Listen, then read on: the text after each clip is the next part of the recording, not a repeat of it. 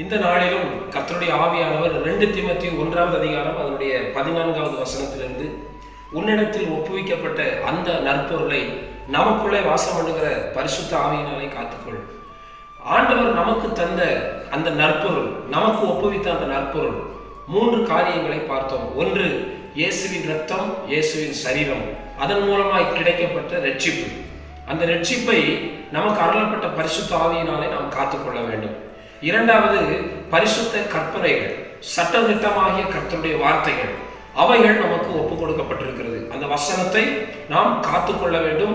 பரிசுத்த ஆவியினால் வசனத்தை காத்துக்கொள்ளும் போது, நீ என் வசனத்தை கை கொண்டபடினால், என் வசனத்தை காத்துக்கொண்டபடினால், இதோ நான் சோத்திரம் திறந்த வாசலை உனக்கு முன்பாக வைத்திருக்கிறேன் என்று சொல்லியிருக்கிறார். மூன்றாவதாக, சோத்திரம் வேத வசனம் நமக்கு கற்றுக் கொடுத்த தாளந்துகள், அதை நாம் இழந்து போகக்கூடாது. இவைகளை நாம் பரிசுத்த ஆவியினால் காத்துக்கொள்வோம். கர்த்தருடைய நாமத்தை மகிமைப்படுத்த